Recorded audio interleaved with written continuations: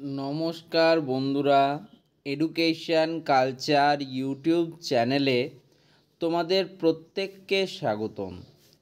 তোমরা জানো, কাল আমি তোমাদের জন্য একটা ভিডিও বানিয়েছিলাম যেখানে আমি Swami Vivekananda merit cum means scholarship নিয়ে ডিটেলসে কথা বলেছিলাম এবং সেই ভিডিওটা করার পর আজকে আবার কেন আমি ভিডিও করছি Swami Vivekananda merit cum means scholarship নিয়ে, সেটা অবশ্যই তোমাদের মনে একটা প্রশ্ন থাকবে এবং এই প্রশ্ন থাকাটাই স্বাভাবিক।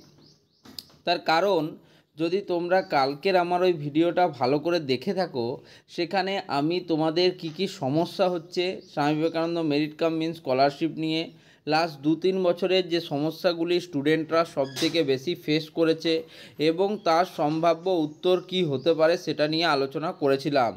এবং তার যদি তুমি কমেন্ট সেকশানে যাও, কমেন্ট সেকশানে দেখবে যে প্রচুর স্টুডেন্টের প্রচুর প্রশ্ন রয়েছে।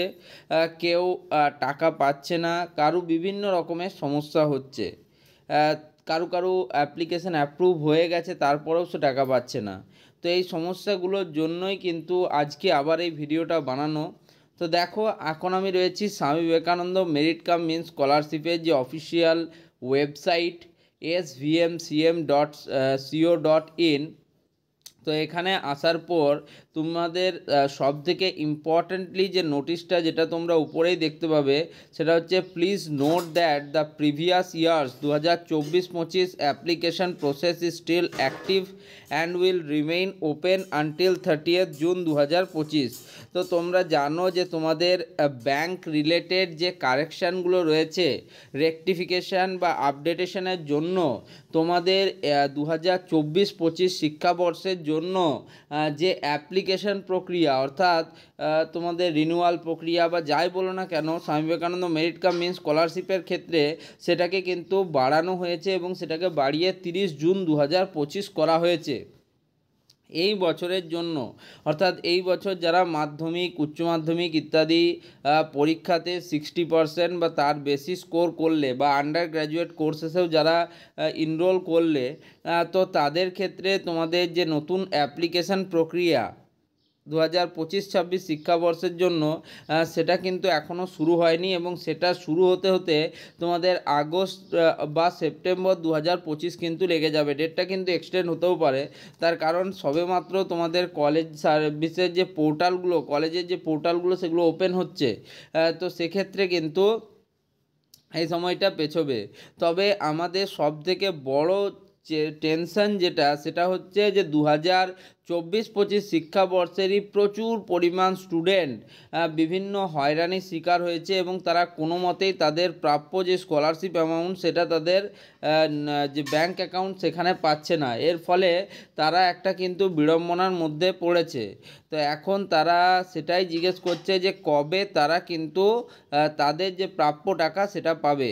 এবার দেখো, তোমরা প্রত্যেকেই জানো যে যদি আমরা প্রিভিয়াস ইয়ারগুলো দেখি, যেমন 2016-17 বলছি, 18, 19, 20, 21, 22, 23 অবধি কিন্তু তোমাদের যে Swami Vivekananda merit cum means স্কলারশিপের যে অ্যাপ্লিকেশান প্রক্রিয়া বা পেমেন্ট প্রক্রিয়া সেটা সহজতর ছিল, কিন্তু বর্তমানে কিন্তু সেখানে বিভিন্ন ধরনের সমস্যা দেখা যাচ্ছে। তোমরা যদি একটু নিচের দিকে আসো তাহলে এখানে তোমরা দেখতেই পাবে যে তোমাদের 2024-25 শিক্ষাবর্ষের জন্য তোমাদের যে ফ্রেশ অ্যাপ্লিকেশন প্রক্রিয়া সেটা শুরু হয়েছিল 20 নভেম্বর 2024-এ। একই সাথে তোমাদের 2024-25 শিক্ষাবর্ষের যে রিনিউয়াল প্রক্রিয়া সেটাও শুরু হয়েছিল 20 নভেম্বর 2024-এ।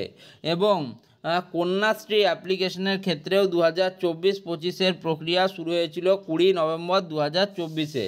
অর্থাৎ এক কথায় যদি আমরা বলি, তোমাদের 20 নভেম্বর ডেট থেকে পাকাপাকিভাবে তোমাদের অ্যাপ্লিকেশন প্রক্রিয়া শুরু হয়েছিল এবং সেই অ্যাপ্লিকেশন প্রক্রিয়া যারা সেই মাসের মধ্যে অর্থাৎ নভেম্বর 2024-এর মধ্যেই কমপ্লিট করেছে, তারা আজ বুঝতেই পারছো যে ডিসেম্বর, জানুয়ারি, ফেব্রুয়ারি, মার্চ, এপ্রিল, মে প্রায় 6 মাস তারা অপেক্ষা করেছে, কিন্তু কিন্তু এখন অবধি বা বলতে পারো একটা সেমিস্টার পর্যন্ত তারা অপেক্ষা করেছে, কিন্তু এখনও পর্যন্ত তাদের অ্যাকাউন্টে কিন্তু টাকা ঢোকেনি।